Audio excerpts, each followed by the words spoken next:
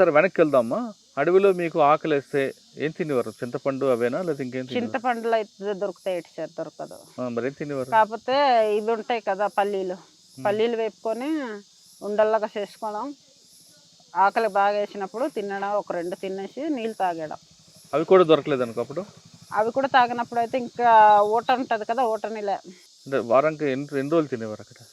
వారానికైతే రోజు తింటాం సార్. యాక్చువల్గా అయితే వారానికి 2-3 డేస్ మాత్రంకే తిండి తిప్పలు ఒక్కొక్కసారి ఉండదు. ఉండదు. ఊర్లో అందుబాటులో లేనప్పుడు, ఒకవేళ ఎన్కౌంటర్లు జరిగినప్పుడు కానీ బ్యాగులు జల్లేసుకున్నామంటే బ్యాగుల కాడ ఉంటుంది కానీ అన్నీ అస్సలు ఏం దొరకదు. అప్పుడు అనిపించింది ఎందుకు వచ్చారు అడవిలోని? అస్సలు అనిపించదు సార్. ఎందుకు? ఎందుకంటే మాతో పాటు ఇంకా ఉన్నారు కదా సార్, వాళ్ళ దగ్గర ఉంటాయి కదా, వాళ్ళ దగ్గర ఎందుకు ఈ కష్టాలు అనిపించలేదు? అనిపించదు సార్. ఇప్పుడు ఆ కష్టం ముందు ఇప్పుడు పిల్లలతో అక్కడ బెటర్ సార్. ఇప్పుడు ఎంత కష్టపడినా అక్కడైతే ప్రజల కోసం కాబట్టి అనిపించదు. ఎందుకంటే ఇక్కడ అనుకో, ఇప్పుడు పెంచినా సరే, ఇప్పుడు నా 2 పిల్లలు తప్ప నేను వేరే వాళ్ళని ఎవరిని చూసుకోలేను, ఎవరి దగ్గర వెళ్ళి మాట్లాడలేను. కలిసి అధికారులు ఏమంటున్నారు? అధికారులు వచ్చి చేస్తాము, ఈరోజు రేపు చూస్తాము అంటున్నారు తప్ప చేయట్లేదు.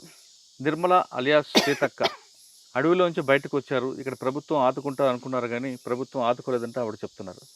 ఆవిడకి కేవలం 2 పిల్లలకు సాకడానికే చాలా ఇబ్బంది పడుతున్నారు. కానీ ఆవిడకి సపోర్ట్ చేయడానికి పాడేరులో కొంతమంది మహిళలు కూడా ఉన్నారు. వాళ్ళతో మాట్లాడి ఆమెను ఏ విధంగా వాళ్ళు ఆదుకుంటున్నారు, ప్రభుత్వం నుంచి వాళ్ళకి ఏం కావాల విషయాల్ని వాళ్ళని అడిగి తెలుసుకుందాం.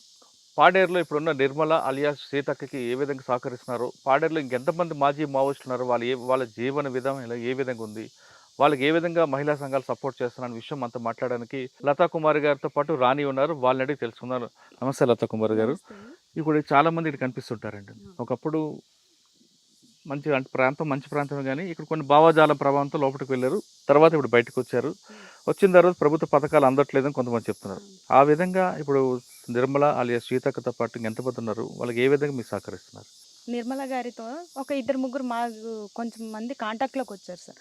ఫస్ట్ ముందుకు వచ్చింది ఏంటంటే తనే సీతక్క గారే వచ్చారు. వచ్చి నాకు ఇలాగా ఇన్ని సంవత్సరాలుగా నేను దళంలో పనిచేసి చాలా రోజులుగా మేము వెనకబడిపోయాం, ఇప్పుడు తినడానికి కూడా ఉండడానికి కూడా ఏమీ లేదు, నాకు 2 పిల్లలు ఉన్నారని రాణి అక్క దగ్గరికి వెళ్ళారు.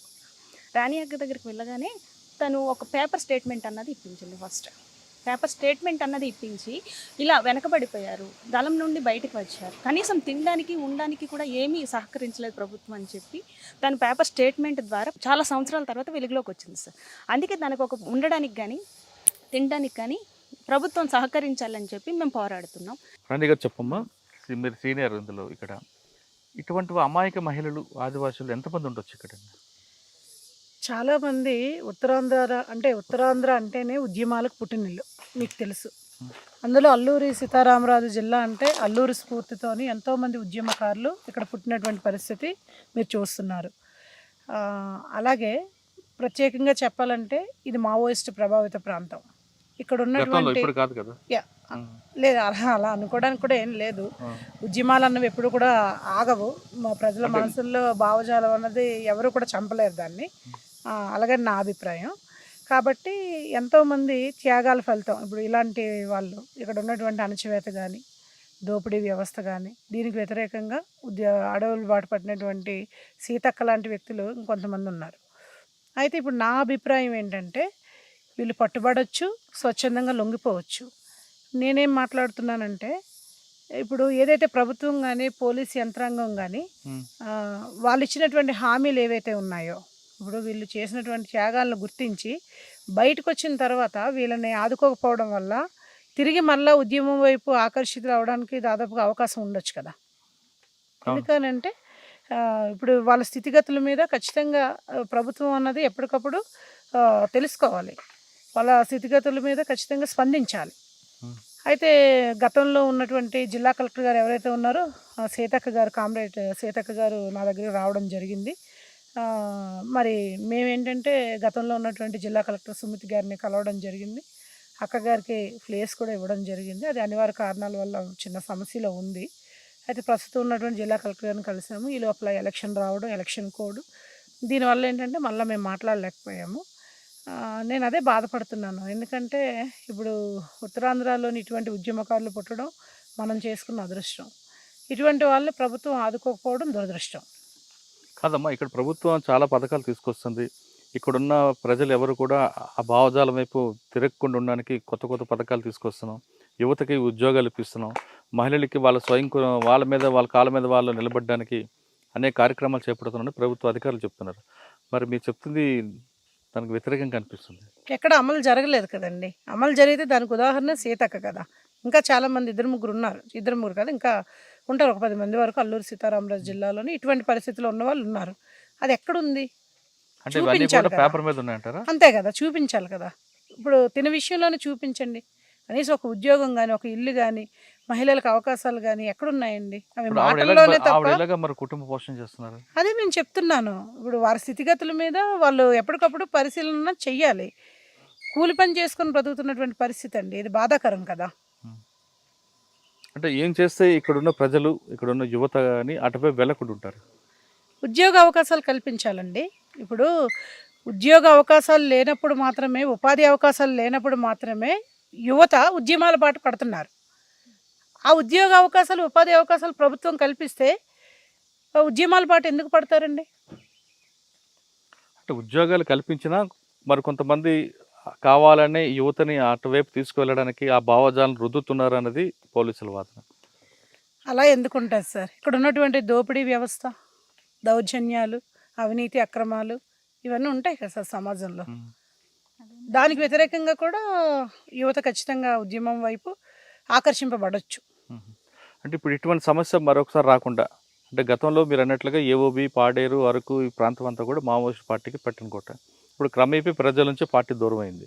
అంటే ప్రజలకి పార్టీకి మధ్యన గ్యాప్ వచ్చింది. ఇప్పుడు ఇక్కడెక్కడ లేదు కాబట్టి మరొకసారి ఆ ఉద్యమం ఇటువైపు రాకుండా ఉండి, ఈ పాడేరు, అరకు అంటే ఏఓబి ప్రాంతం ప్రశాంతంగా ఉండి, ఒక మంచి పర్యాటక కేంద్రంగా ఉండి, ఇక్కడున్న యువత అందరికీ ఉద్యోగాలు రావాలి, మంచి ప్రశాంత వాతావరణం రావాలంటే మీరు ఇచ్చే సలహా ఏంటి ప్రభుత్వం? ప్రభుత్వానికి మేము ఇచ్చే సలహా అంటే ఏం లేదు సార్. ఇప్పుడు ఈరోజు గిరిజన ప్రాంతం అంటే విశాఖ ఏజెన్సీ అని, అంటే ఇప్పుడు ఈరోజు అల్లూరు సీతారామరాజు జిల్లా మొన్న విడిపోయింది కానీ గతంలో విశాఖ ఏజెన్సీ అంటే మంచి గుర్తింపు. మీరు అన్నట్టుగా పార్టీకి, మావోయిస్ట్ పార్టీకి ఏఓబి అంతా కూడా పట్టణ కోట అది. మంచి పట్టున్న ఏరియా. పట్టున్న ఏరియా. అయితే ఇప్పుడు నేనేమంటున్నానంటే గిరిజన ప్రాంతం అంటే చాలా ఇష్టం ప్రభుత్వానికి, గిరిజనులు అంటే చాలా ఇష్టం. గిరిజన సమస్యల మీద నిరంతరం ప్రభుత్వం పనిచేస్తుందని చెప్పి ప్రభుత్వాలు కానీ పోలీసులు కానీ చెప్తూ ఉంటారు. ఈరోజు కూడా అంటే చాలా టెక్నాలజీ పెరిగింది సార్. ఒకప్పుడు కీప్యాడ్ సెల్ ఫోన్లు కూడా మా దగ్గర ఉండేటువంటి పరిస్థితి ఉండేది కాదంటే నాకైతే తెలియదు. ఉమ్. నా చిన్నతనం నుంచి నేను గిరిజన ప్రాంతంలో పెరిగాను కాబట్టి చెప్తున్నాను. కానీ ఈరోజు ఏంటంటే కంప్యూటర్ కానీ సెల్ ఫోన్లు ప్రతిదీ అందుబాటులోకి వచ్చింది. అవును. కానీ ఈరోజు కూడా డోలీ వ్యవస్థ ఎందుకుంది సార్ గిరిజన ప్రాంతంలో? అధికార యంత్రాంగం ఎక్కడుంది? రక్తహీనత ఎందుకుంది సార్?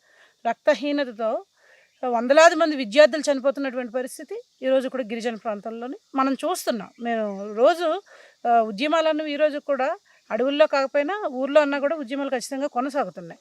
అంటే డోలీ ఇక్కడ వ్యవస్థ ఎందుకు నిర్మూలన చేయలేకపోయారు? దీని మీద ఎందుకు ఒక కమిటీ వేయలేకపోయారు?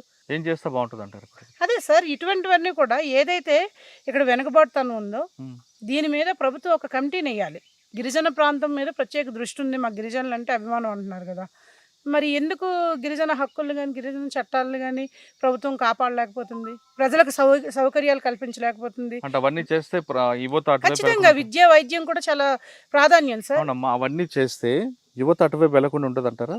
దాదాపుగా ఉండొచ్చేమో. అంటే ఇవన్నీ సదుపాయాలు పెట్టిన తర్వాత కూడా అటువైపు వెళ్తారంటారా, వెళ్ళకుండా ఉంటారా? వెళ్తే వెళ్ళొచ్చు సార్. ఇప్పుడు ఎందుకు? భావజాలాన్ని ఎవరు ఆపలేరు కదా సార్. ఓకే. ఇంకొక విషయం, గిరిజన ప్రాంతంలో కుటుంబ నియంత్రణ తీసుకొచ్చి మగవారికి ఎక్కువగా కుటుంబ నియంత్రణ చేపిస్తున్నారు కొంతమంది పోలీసులు. దానివల్ల జరిగే పరిణామాలు మంచి అంటారా, చెడు అంటారా? నాకైతే అది చెడుగానే అనిపిస్తుంది సార్. ఆ. అవసరం లేదు కదా. No. ఇదంతా అది మీకే తెలియాలి. ప్రభుత్వ పథకాల కింద స్థాయి వరకు వస్తే ఖచ్చితంగా యువతలో మార్పు వస్తుంది, ఈ ప్రాంతం అభివృద్ధి చెందుతుంది మీరు అంటున్నారు. అవును. ఓకే. ఇక్కడ గతంలో ఉన్న పరిస్థితులు తీసుకుంటూ మీరు కూడా పార్టీకి అనుబంధంగా పనిచేశారు కాబట్టి పార్టీ మీద ఉన్న ప్రేమతో ఒక మంచి పాట పాడండి. మీరు అన్నట్లుగా ఏంటంటే డైరెక్ట్గా ఇప్పుడు కూడా మేము వర్క్ చేయలేదండి. సానుభూతి పరులుగా మాకు ఆల్రెడీ ఒక ముద్ర ఉంది. మాకు ఇష్టం కమ్యూనిస్ట్ భావజాలం అంటే, ఎర్రజెండా అంటే మేము ప్రాణం ఇస్తాం. నేను ఉత్తరాంధ్ర మన ఉద్యమకారులు వంగపండు అన్నగారితో కూడా పాట పాడాను, పనిచేశాను. వచ్చిందన్న నక్సల్ బరి, మన పల్లెకొచ్చినాదన్న నక్సల్ బరి, వచ్చిందొచ్చిందన్న నక్సల్ బరి మన ఊరికొచ్చినాదన్న నక్సల్ బరి ఊరు ఊరు తిరుగుకొని నక్సల్ బరి మన ఊరికొచ్చినాదన్న నక్సల్ బరి పల్లె పల్లె తిరుగుకొని నక్సల్ బరి మన పల్లెకొచ్చినాదన్న నక్సల్ బరి వచ్చిందొచ్చిందన్న నక్సల్ బరి మన పల్లెకొచ్చినాదన్న నక్సల్ బరి. సూపర్. ఏఓబి ప్రాంతం మరొకసారి కాల్పుల మూత జరగకుండా ఉండాలంటే, ఈ ప్రాంతంలో ప్రజలతో పాటు యువత అందరూ కూడా అభివృద్ధి బాటలు నడవాలంటే ఖచ్చితంగా ప్రభుత్వ పథకాలు కేంద్ర స్థాయికి రావాలంటున్నారు ఇక్కడున్న అక్కలు. వీళ్ళు చెప్తున్నట్లుగా కేవలం పేపర్ మీద ప్రకటన కాకుండా కింద స్థాయికి వచ్చి ఎప్పటికప్పుడు వాళ్ళు మార్పు తీసుకొస్తే ఖచ్చితంగా వాళ్ళందరూ కూడా ప్రభుత్వానికి అనుకూలంగా వెళ్ళే అవకాశం కనిపిస్తుంది. ఇప్పుడు మన పక్కనున్న మాజీ అక్కకు చూస్తుంటే 2006లో ఆమె లొంగిపోయిన ఇంతవరకు ఆవిడ రావాల్సిన పథకాలు రాలేదు కాబట్టి ఇటువంటి వాళ్ళకి ఒక్కోసారి జీవితం మీద విరక్తి పట్టి తిరిగి అడవి వాడు పట్టడానికి ప్రయత్నం చేస్తారు. అటువంటి సంఘటనలు తిరిగి జరగకుండా ఉండాలంటే ఇప్పటికి ఉన్న అధికారులు ఖచ్చితంగా వాళ్ళకి కావాల్సిన డెవలప్మెంట్స్ అన్ని ఇవ్వాలి. ప్రభుత్వ పథకాలు కింద స్థాయికి రావాలి. ఎప్పటికప్పుడు మానిటరింగ్ చేస్తుంటే ఇకపై రాబోయే కాలంలో పాడేరు కానీ అల్లూరు సీతారామరాజు జిల్లా ఖచ్చితంగా అభివృద్ధికి దగ్గరగా ఉంటుంది, పర్యాటక ప్రాంతంగా ఉంటుందంటూ వీళ్ళు చెప్తున్నారు. ఇది ఇప్పుడున్నగా మన నిర్మల అలియాస్ సీతక్కతో ఎక్స్క్లూజివ్ ఇంటర్వ్యూ. వచ్చే వారం మరో గెస్ట్ మళ్ళీ కలుద్దాం. అంతవరకు నమస్తే. Thank you very much.